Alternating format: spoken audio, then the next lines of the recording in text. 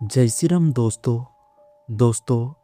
अगर आपको कोई ये कहे कि बिहार के चंपारण जिले में एक ऐसी औरत है जो कभी मरती नहीं, जो रात के सन्नाटे में पेड़ों के बीच खड़ी दिखाई देती है और जिसे देखने वाला इंसान अगली सुबह जिंदा नहीं मिलता, तो क्या आप उस रास्ते से गुजरेंगे?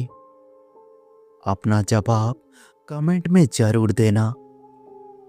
ये कहानी शुरू होती है पश्चिम चंपारण के एक छोटे से गांव से, जिस गांव का नाम था बरगछिया टोला। गांव के चारों तरफ खेत, दूर दूर तक गन्ने की फसल और बीच बीच में खड़े पुराने पीपल के पेड़। दिन में ये गांव बिल्कुल सामान्य लगता था। बच्चे खेलते थे, औरतें कुएं पर पानी भरती थी और शाम को चूल्हों का धुआं आसमान में उड़ता हुआ दिखाई देता था। लेकिन जैसे ही सूरज ढलता था, गांव की हवा बदल जाती थी।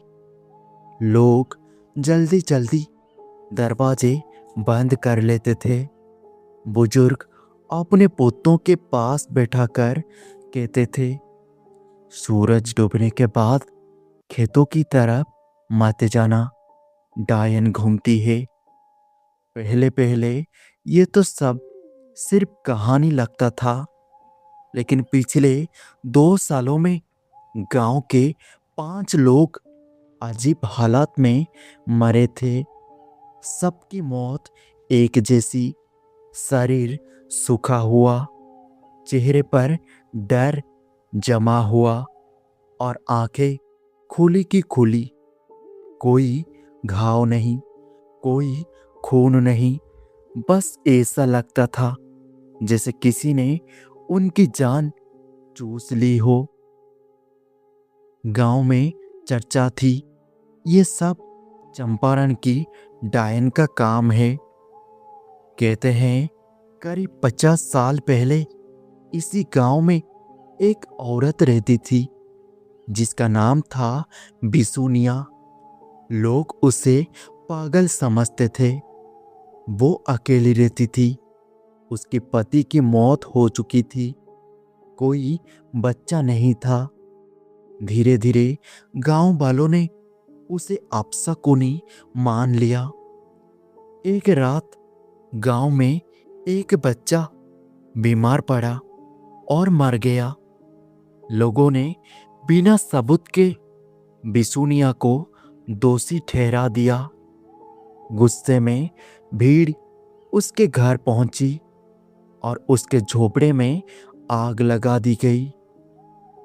कहते हैं जलते हुए उसने चीख कर कहा था, मैं लौटूंगी और हर घर से एक जान लेकर जाऊंगी।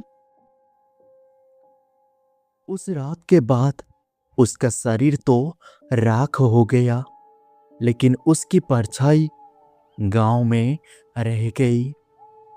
रवि नाम का एक युवक जो शहर में पढ़ाई करता था, छुट्टियों में गांव आया था। वो इन सब बातों पर कभी विश्वास नहीं करता था, क्योंकि उसे लगा गांव वाले अंधविश्वासी है।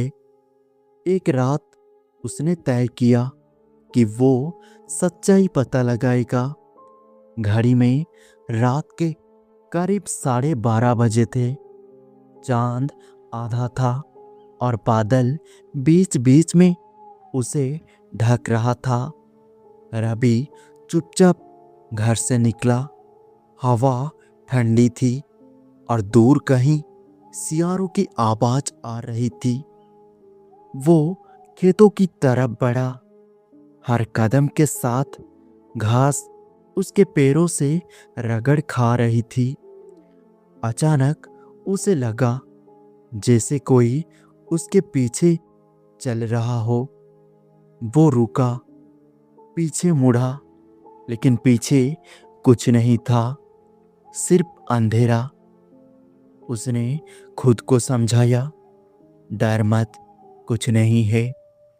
लेकिन जैसे ही वो पुराने पीपल के पेड़ के पास पहुंचा, उसे वहां कोई खड़ा दिखाई दिया।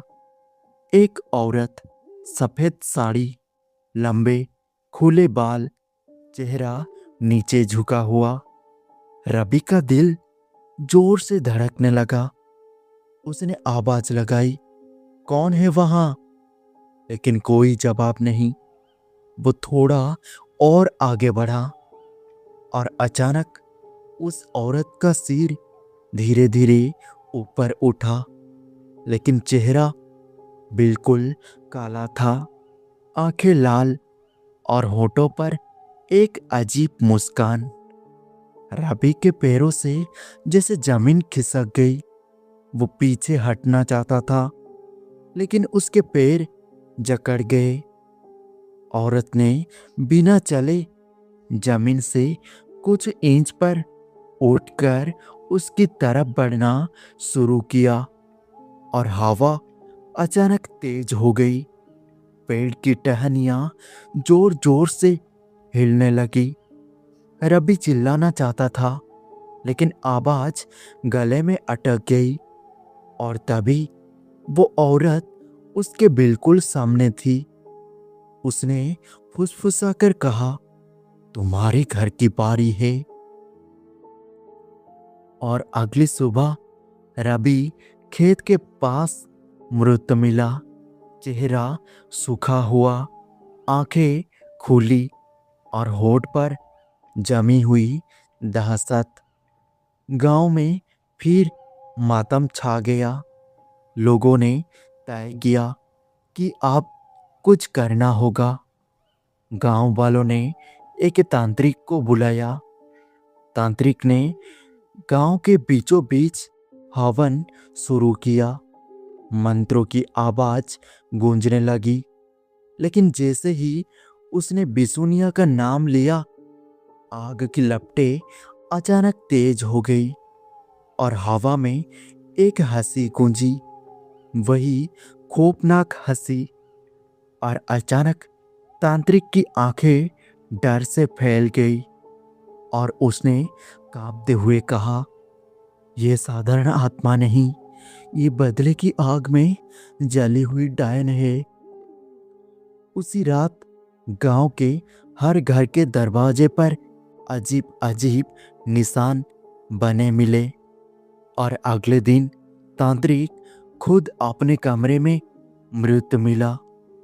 अब गांव में कोई रात के बाद बाहर नहीं निकलता। कहते हैं आज भी अगर आप चंपारण के उस इलाकों से गुजरो और आधी रात को पीपल के पेड़ के पास रुको, तो आपको सफेद साड़ी में एक औरत दिखाई दे सकती है। वो पहले दूर खड़ी रहती है, फिर धीरे धीरे पास आती है। और अगर उसने आपको देख लिया, तो अगली सुबह लोग सिर्फ आपकी खुली आंखें देखेंगे। और याद रखिए, चंपारण की डायन अपना वादा कभी नहीं भूलती।